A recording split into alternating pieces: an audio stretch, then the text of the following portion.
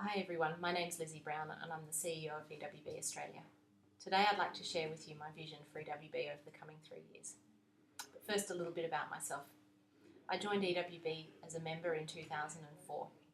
I helped set up the South East Queensland chapter and then took on a staff position with EWB in 2006. My first job was to establish the EWB Design Challenge, which now runs at universities right across Australia, New Zealand and the United Kingdom. In May 2010, I took on the role of CEO and made the move from Brisbane down to Melbourne. Some of you may remember that in 2010 we went through a process of developing the EWB 2015 aims and objectives. This was a very important process that involved our members right across Australia, as well as our stakeholders both in Australia and overseas.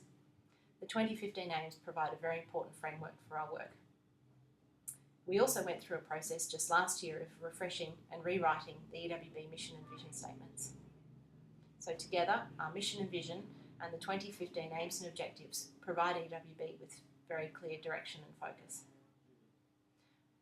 My vision for change sits below these documents and it's focused on two key components. It's currently EWB's 10-year anniversary, and I think this presents us with an exceptional opportunity to reflect on our experience over the last 10 years and then challenge ourselves to create even greater impact in the coming 3 years.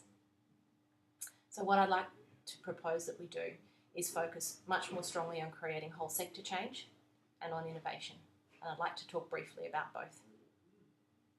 So in terms of creating sector change, I think we now have 10 years of experience that we can build on, both in Australia and overseas, in technical capacity building and in education.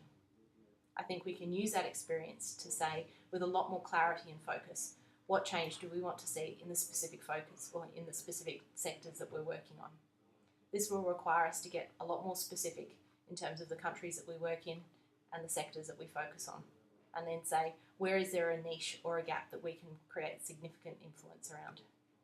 An example of this might be focusing specifically on water sanitation and hygiene in Cambodia, and working there specifically with young water professionals to help build their technical capacity.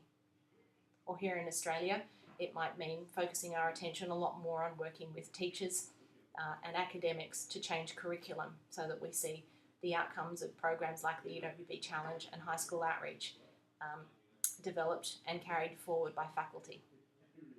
I also think we need to have a very strong focus on incubating the next big shift in humanitarian engineering. So, to do this in 2010, I'd like to propose that we establish an innovation fund and an incubation program so that we can identify, select and really nurture some of the really big important ideas that can help create change towards our mission and vision. I'd like to wish you all the best of luck during Aspirational April and look forward to sharing my vision with you much more directly. Bye.